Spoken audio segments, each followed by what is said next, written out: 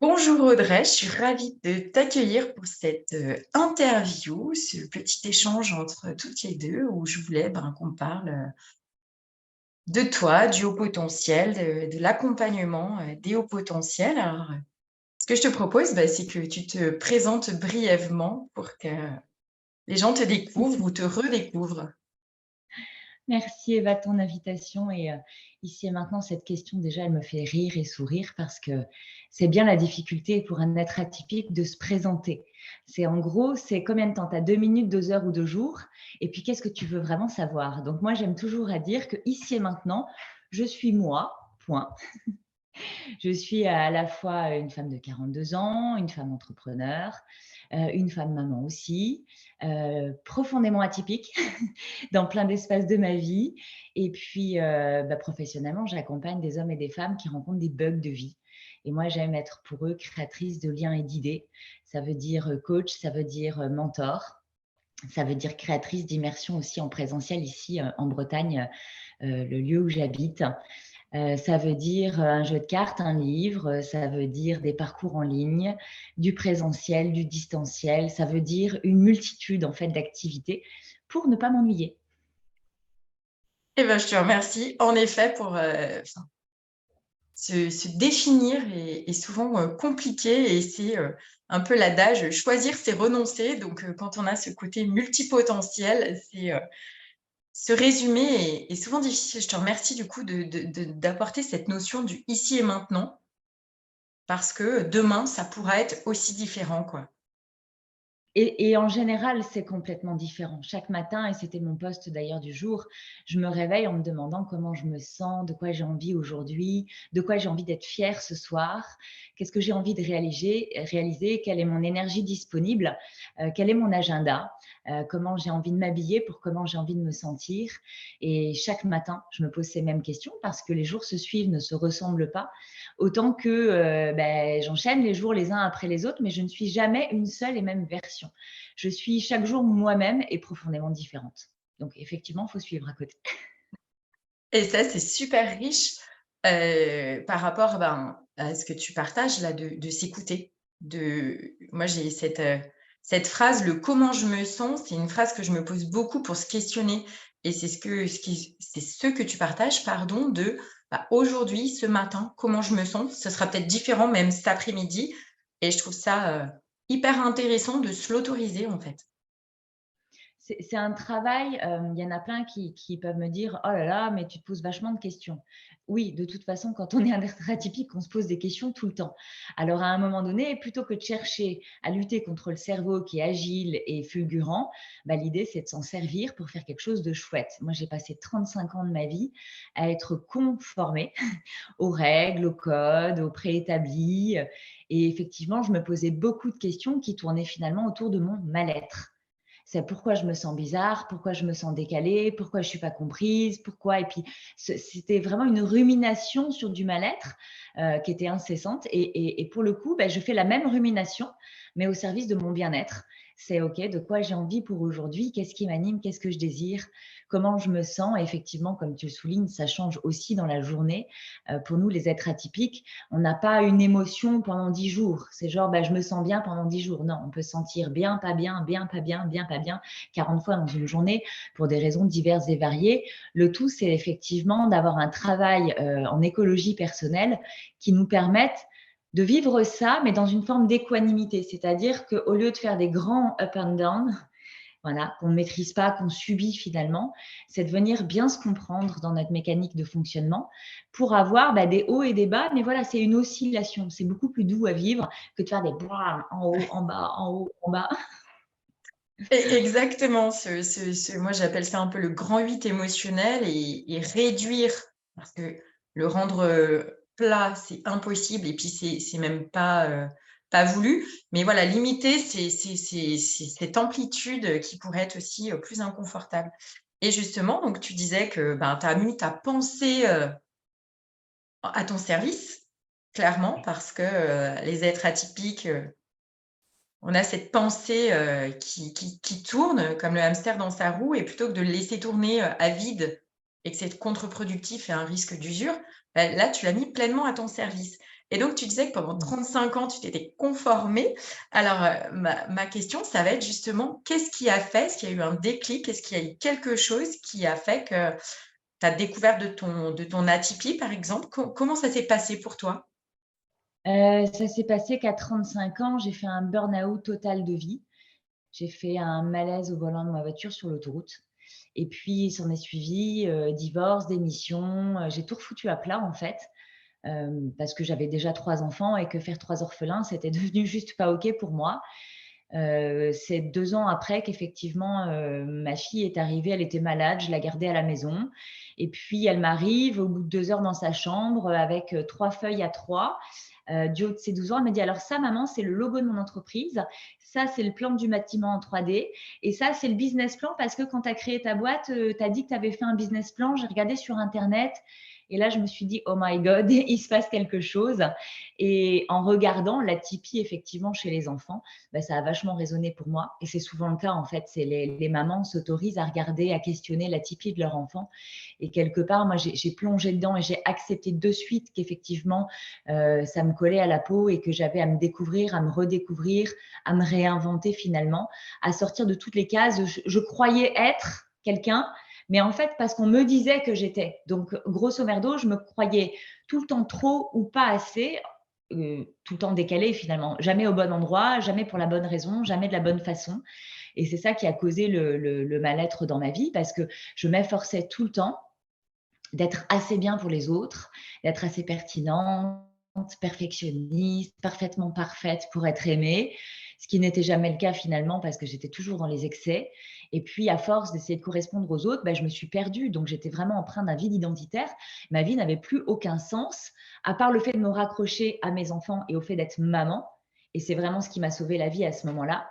Et après, ça a été de me dire, OK, puisque moi, je suis concernée par la Tipeee et mes enfants aussi, les trois, différemment, mais les 3 plein pot, et ben, mon job, c'était mon choix à ce moment-là, c'était de devenir une maman qui assume pleinement son atypie pour leur montrer l'exemple. Parce que quand j'ai, moi, découvert le sujet, j'étais un peu perdue, en fait. J'avais pas de modèle, j'avais pas de repères. On en parlait encore très peu à l'époque. Et on n'oublie pas que finalement, on a quand même bravement 15 ans de retard sur, par exemple, le Canada ou l'Angleterre. Et donc ici, en France, c'était compliqué. Et au travers de cet élan, j'ai commencé à partager sur les réseaux sociaux avec l'envie de devenir cette personne visible que j'aurais aimé rencontrer lorsque je me suis découverte dans la Tipeee, en fait, de dire, je voulais casser le tabou, casser effectivement ce truc de c'est réservé à une élite, ça ne concerne pas madame tout le monde, monsieur, c'est pareil, hein. Mais il y a beaucoup plus de femmes aujourd'hui qui se questionnent simplement parce qu'il y a plus de femmes qui vont accueillir le développement personnel et la remise en question globale. Donc, tous ces élans de vie, en fait, c'est ça qui a fait que c'est intervenu comme ça dans ma vie. Et puis, je suis passionnée par la relation humaine, je suis passionnée par la relation tout court. Et c'est hyper intéressant de voir les relations entre atypiques. Moi, maintenant, j'ai la chance d'accompagner des dizaines de profils atypiques par an, de voir qu'ils sont aussi tous globalement différents les uns des autres, mais qu'effectivement, les problématiques restent les mêmes. C'est se reconnaître, se connaître vraiment profondément dans sa mécanique de fonctionnement, assumer qui on est déjà soi avec soi. Et puis ensuite, une fois que c'est soi avec soi, c'est soi au-delà du regard des autres. Et l'étape d'après, c'est en faire quelque chose de concret, c'est-à-dire transformer réellement notre vie et s'autoriser à transformer notre vie. Parce que finalement, je fais rien d'extraordinaire. Mais effectivement, dans ma façon d'éduquer mes enfants, dans ma façon de vivre, il y a pas mal de choses qui ne sont pas conformes. Et pour le coup, c'est s'autoriser à être différent et accueillir le jugement des autres. Et c'est marrant, j'en parlais encore hier au bord du terrain avec une maman qui a son fils qui joue dans l'équipe de mes garçons et sa fille a exactement 17 ans comme la mienne. Et dans leur famille, c'est oui, ils sont atypiques, mais ils n'osent pas en parler parce que le jugement des autres est trop pénible. Ils savent pas comment le justifier. Sa fille de 17 ans, elle aimerait arrêter l'école comme la mienne, donc c'était riche de pouvoir en parler et de dire que pour ma fille qui a arrêté l'école à 16 ans, assez rapidement, elle m'a dit: «Maman, on arrête de dire que j'ai arrêté l'école parce que j'en ai marre de tous ceux qui viennent me dire: "Ah mais quand même, il faut que tu passes le bac, c'est important le bac"». Alors que finalement, en une année, elle a passé, son stage d'arbitrage, sa certification d'entraîneur, une école de nutrition diététique en ligne. Elle a commencé à écrire un livre et elle a fait 10 000 fois plus de choses cette année qu'elle ne l'aurait jamais fait elle a été surclassée de 2 niveaux, donc elle joue avec des femmes qui ont 7 ans de plus qu'elle. Ce week-end, elles ont été qualifiées en régional 1 au lieu du régional 2, donc elle tend vers le national. En 1 an, elle va clairement vers ses rêves, elle a toute la liberté de pouvoir le faire. Et donc pour moi, c'est important d'être à la fois cette maman qui assume pour leur permettre d'assumer à eux. Je crois que ma génération, notre génération, elle a vraiment un rôle de casser les codes préétablis de l'ancienne génération, donc pour moi, ma mère et ma grand-mère, pour montrer l'élan à mes enfants. Et je pense que je suis dans une génération de transition. Donc effectivement, j'ai énormément de confrontations aux générations précédentes, énormément de jugements, de regards posés sur moi par rapport aux femmes qui ont mon âge et qui se disent mais pourquoi elle fait, comment elle a tant d'énergie, comment elle s'autorise, etc. Mais qu'on a vraiment un rôle vis-à-vis des enfants et du monde de demain. Donc tout ça, ça m'anime en fait. J'étais un peu longue peut-être pour répondre à une seule et même question. Non, non, mais c'est chouette et je vais piocher des différents pans que tu as partagés. Moi, personnellement, j'ai vécu comme toi un burn-out aussi. C'est ce qui a fait que j'ai découvert mon atypie. Alors, à la différence de toi, je sais qu'il y a beaucoup de mamans ou de papas aussi qui se questionnent, comme tu disais, au travers de l'atypie de leurs enfants. Moi, ça a été dans l'autre sens. Donc, c'est ça aussi que je veux souligner, c'est qu'il n'y a pas de règles. Et c'est pas parce qu'on est atypique qu'on est tous pareils. Et comme tu le soulignais aussi, tu as 3 enfants atypiques, mais 3 enfants différents. Et c'est ça aussi que je veux souligner, c'est que au sein de l'atypisme ou de lié au potentiel, de la divergence, il y a aussi tout un panel de personnalités, de parcours différents. Et je trouve ça hyper intéressant aussi de pas se mettre dans cette case, je suis atypique et tout le monde est pareil dans son atypisme. Et non, il y a tout un panel de personnes, donc je trouve ça chouette aussi que tu le partages. Tu partageais de s'autoriser aussi, mais c'est vraiment aussi une des difficultés qu'on peut avoir en étant atypique, c'est cette sensation de décalage. Tu parlais des trop et des assez. Moi c'est le mot trop qui a toujours été évident pour moi. Trop ci, trop ça, trop, trop, trop. Et du coup, ça fait qu'on s'enferme finalement sans s'autoriser à déborder. Et aussi, ce que je note et ce que je trouve intéressant, c'est cet aspect aussi, en tout cas moi je le vis comme ça, tu pourras me dire ce que toi t'en penses, c'est cette différence, mais où on n'est pas non plus dans une différence où tout de suite c'est tellement évident, c'est différent un peu, différent parfois, différent. Et il y a un peu aussi peut-être cette pensée ou cet inconscient collectif de l'atypique, il est complètement en marge, complètement rien à voir. Donc c'est en fait aussi cette subtilité de différence dans le fonctionnement, dans la manière de recevoir et pas forcément dans sa manière d'être en permanence en fait. Enfin, je sais pas ce que tu penses de ça ou si tu as envie de compléter ou de rebondir. Ouais, il y a plein de déjà, moi, j'aime à dire que on parle de normes et d'atypie. Moi, j'aime vraiment poser le regard sur la norme. Dans la norme, ils sont tous différents. Finalement, c'est pas dans l'atypie où on est différent. C'est que dans la norme, c'est des profils qui ont choisi de se normer. C'est-à-dire des profils qui aiment à rentrer dans les cases. Mais si on regarde d'extérieur, on regarde la norme, ils sont tous singuliers, ils sont tous différents, mais ils s'appliquent à faire tout le temps la même chose. Du lundi au vendredi, métro, boulot, dodo, et puis je fais des études qui font mon métier, une carrière, retraite pour faire un voyage à dos de baleine si j'ai le temps si la santé me permet de l'expérimenter. Et atypique, quoi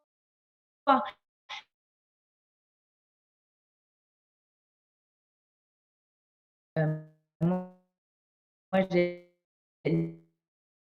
les mots, il y en a tellement, HPI, HPE, zèbre, multi, décalé, bizarre, fous et folles alliées, con, et puis c'est ce qu'on en fait concrètement. Donc finalement, ce fonctionnement global, pour quelque chose qui fait plus sens pour nous, assume également. J'ai somme toute une vie classique déscolarisée, mais les jumeaux vont à l'école, ils ont des activités sportives comme tous les enfants, je fais mes courses, je fais mon ménage, je paye mes factures, et voilà, c'est juste la façon de faire, de ne pas s'obliger et de s'autoriser effectivement à être dans des choix de vie, dans des positionnements qui nous élèvent et qui ont du sens pour nous.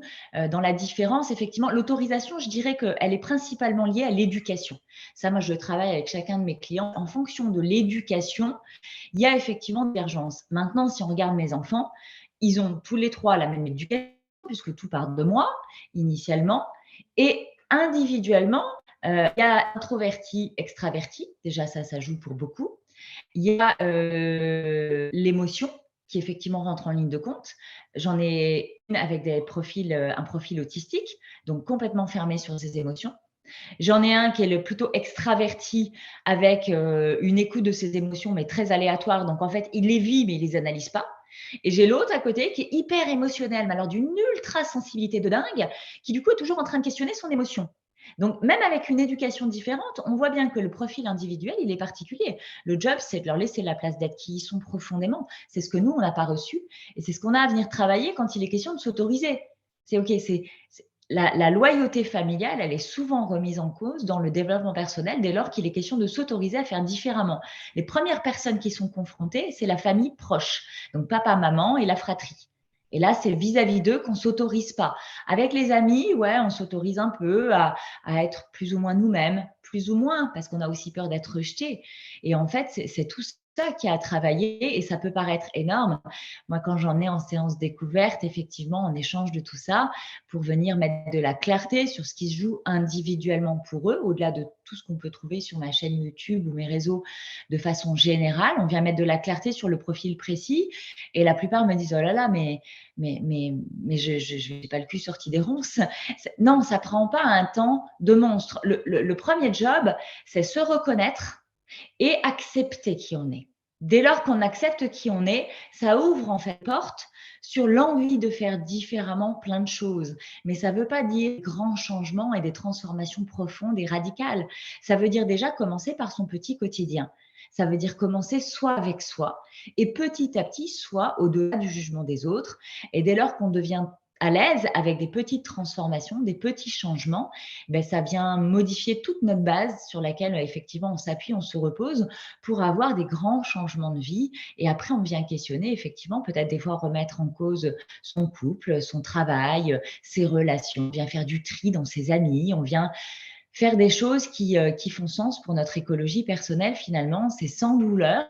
C'est toujours un choix qui est sous contrôle et ça, c'est important de le dire parce que la plupart des profils atypiques ont peur que le changement les emmène dans un état où ils ne maîtrisent plus rien. Alors que le profil atypique qui s'est caché jusque-là, d'abord, le premier truc qu'il fait, c'est qu'il contrôle.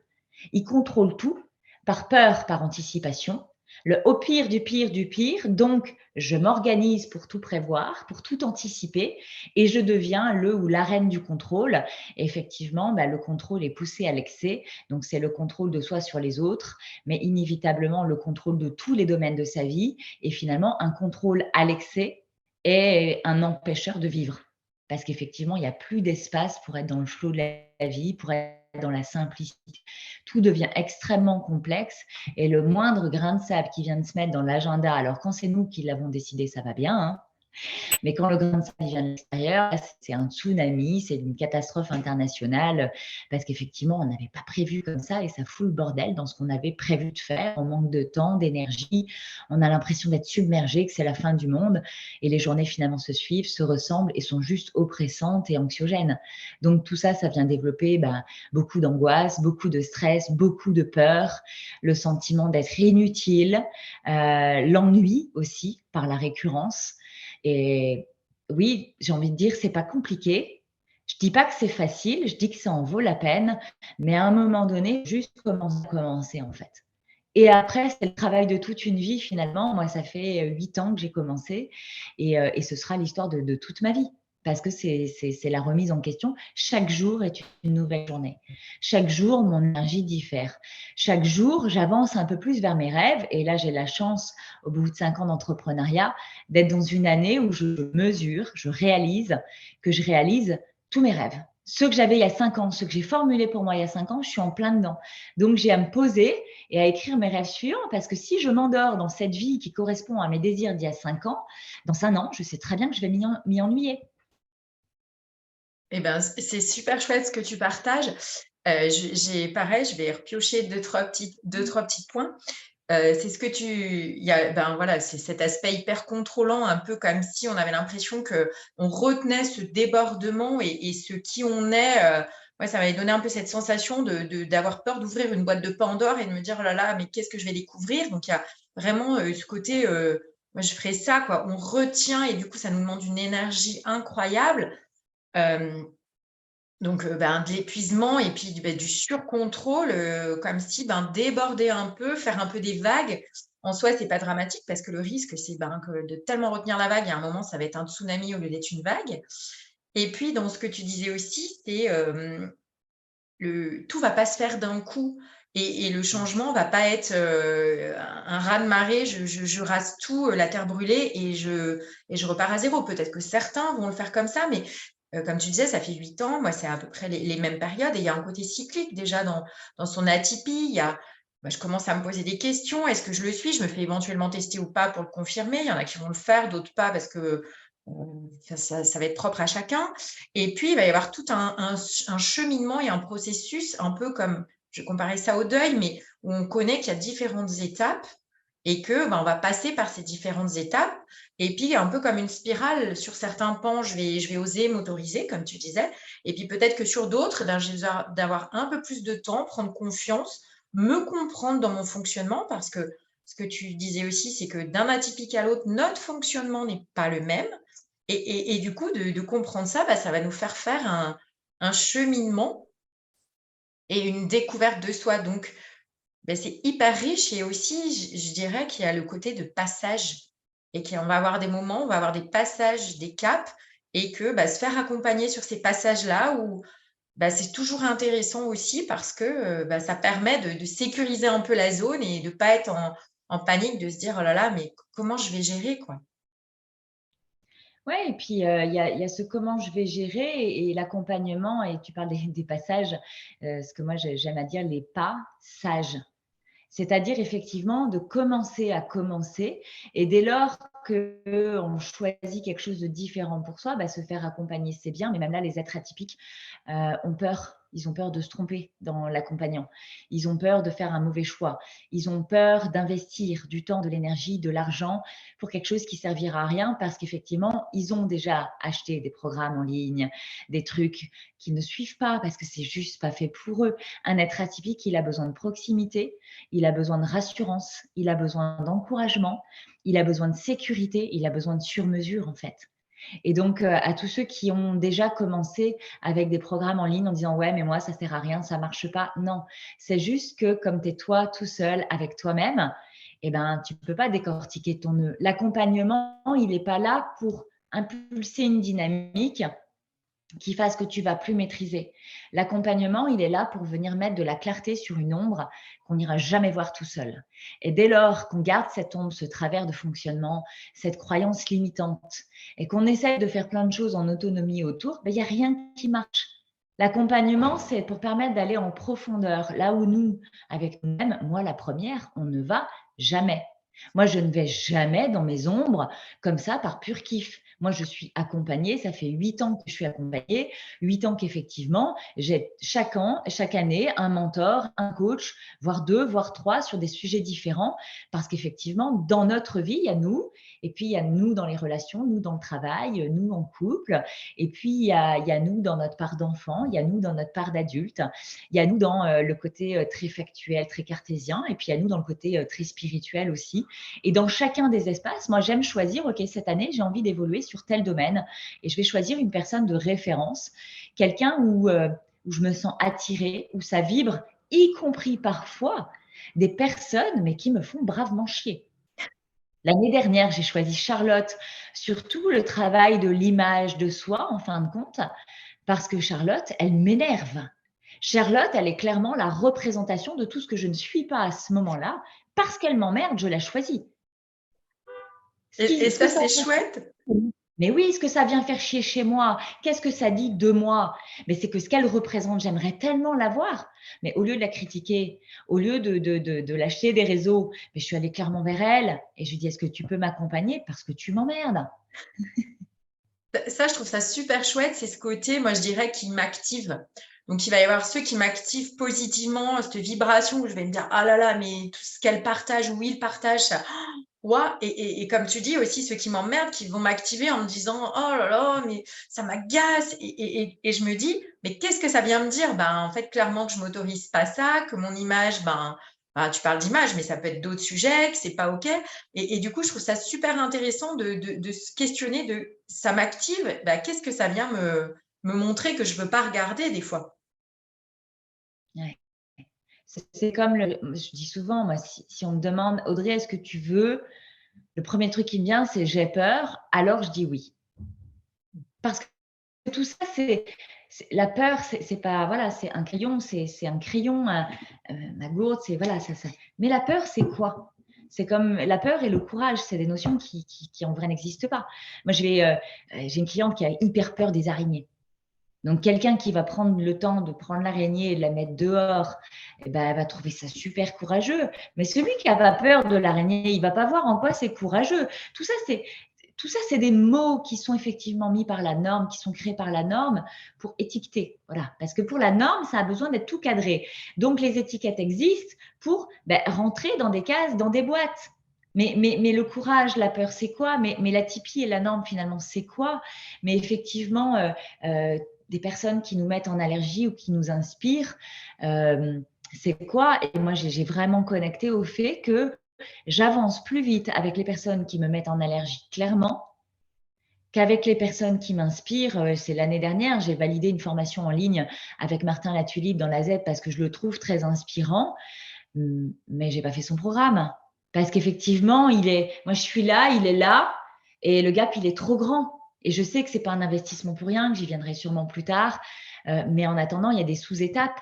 Dans les sous-étapes, il y avait encore des espaces à assumer. Et à plus on devient précis avec soi-même, à plus on fait des petits pas, ce qui n'intéresse pas souvent les êtres atypiques, hein.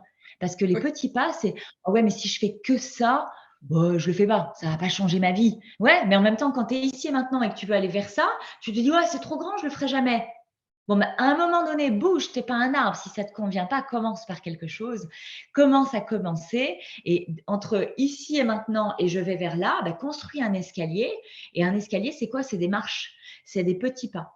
C'est petit pas par petit pas et c'est la somme des détails qui va faire la différence. Alors, va vraiment regarder dans tes ombres. Qu'est-ce qui t'emmerde vraiment chez l'autre qui parle de toi et bosse-le. Prends ta responsabilité. Il n'y a personne qui va le faire à ta place finalement. Et nous, les accompagnants, on est là pour ça. On est là pour venir mettre de la clarté sur les nœuds, pour venir faire comprendre ce qui se joue, qui a des fois de l'ordre du transgénérationnel également. Il n'y a pas que ici et maintenant dans la 3D. Il y a la 3D, il y a la 5D, il y a la vie ici et maintenant, mais il y a le transgénérationnel, tout ce qui s'est joué avant.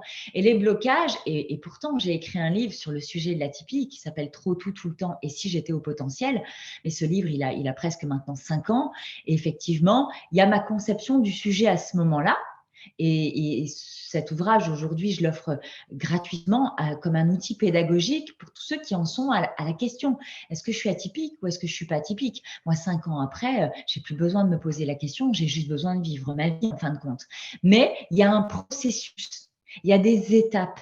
Et on ne peut pas effectivement être ici maintenant, vouloir être là, sans construire le chemin pour aller vers.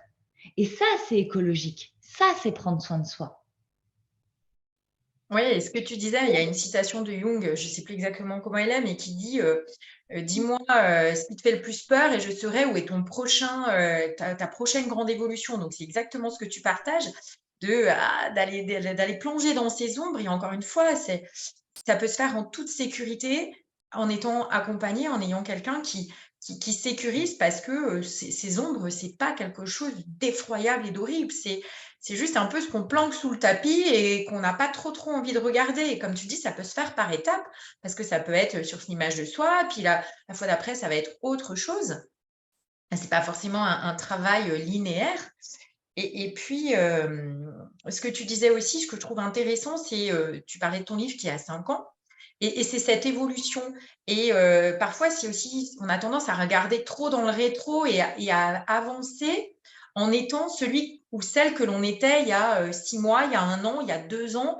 ou il y a 20 ans parce qu'on nous a tout le temps répété qu'on était trop ci ou que et que du coup, sans se comprendre, au lieu de se projeter dans qui on veut devenir et qui on comprend que l'on est. Donc regarder dans le rétro, c'est intéressant pour avoir notre évolution, pour se dire: «Waouh, tout ce chemin parcouru», mais comme tu parlais aussi, ben, de spiritualité, je trouve que chez les hauts potentiels, il y a aussi tout ce questionnement, moi j'appelle ça métaphysique, parce que pour moi, il y a un vrai questionnement autour du sens, autour du plus grand, autour d'une compréhension plus globale que son petit être que l'on est.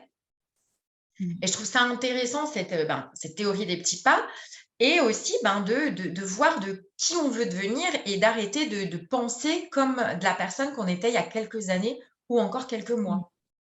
Ouais, mais le cerveau atypique pour procéder à ça et c'est là où il y a un processus, moi je parle souvent de la courbe du changement parce qu'il y a un choc au moment de la découverte, ensuite il y a du déni, c'est non, c'est pas moi, je suis pas atypique et puis il y a de la colère, la tristesse, du marchandage et souvent les profils, c'est soit ils bloquent à l'étape du déni, soit dans le marchandage en fait, mais il y a besoin d'être accompagné pour switcher de l'autre côté à l'acceptation et en fait, pour passer du marchandage à l'acceptation, pour les profils atypiques, le besoin c'est de comprendre pour qu'ensuite ça descende. Donc effectivement, c'est comprendre et c'est le moment où on va aller regarder le passé, dans ce qui s'est joué, dans l'éducation, dans l'expérience de vie, dans le transgénérationnel, parce qu'on va mettre en lumière justement tous les dysfonctionnements, tout ce qui nous a amené à être, à faire de telle ou telle façon. Et dès lors qu'on comprend d'où ça vient, pourquoi on a agi comme ça, déjà on se fout la paix avec la culpabilité, libère de l'espace, on enlève les boulets et les chaînes, et alors là, on peut se tourner vers la projection du futur. Et qui j'ai envie de devenir n'est pas une vraie question, puisque finalement, ce à quoi on aspire, c'est juste à devenir soi.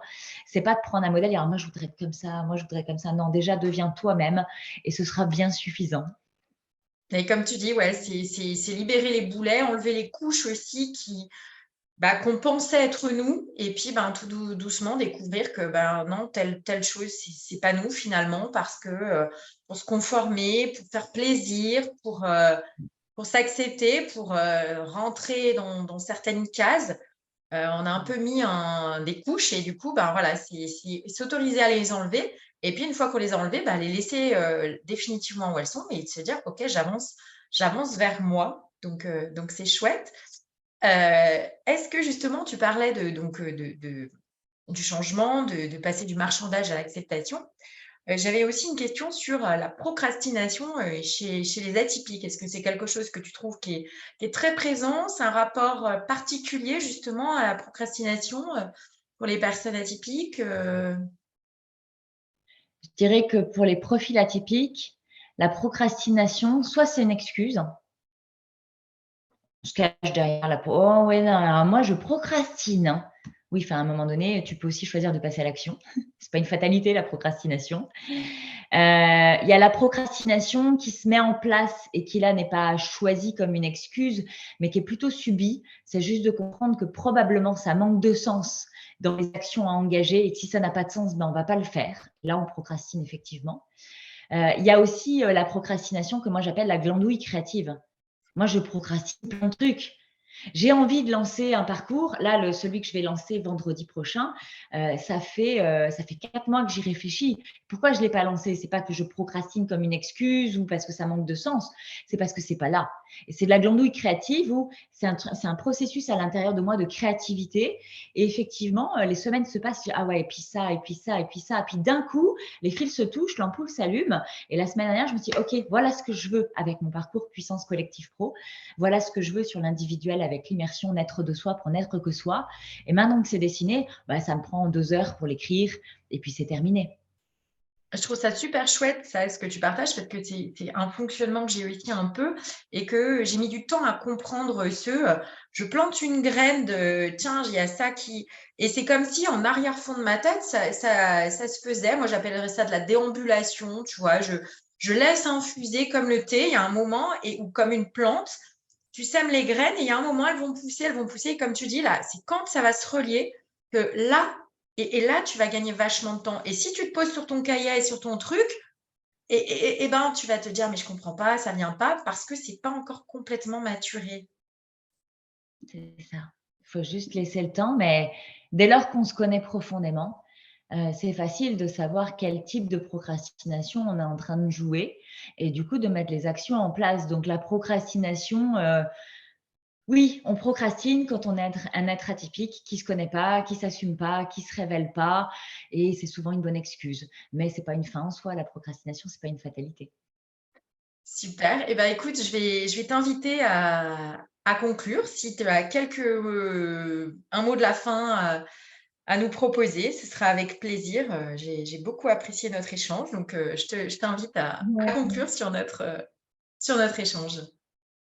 Merci Eva pour ce temps, merci pour effectivement l'ouverture de ces sujets et pour conclure, j'ai envie de dire qui que tu sois, peu importe le bug de ta vie, si tu te sens concerné, il n'y a jamais de fumée sans feu. Ici et maintenant, c'est impulser ta vie, c'est ta responsabilité. Donc, soit tu te sens d'aller tout seul, soit tu as besoin d'être accompagné.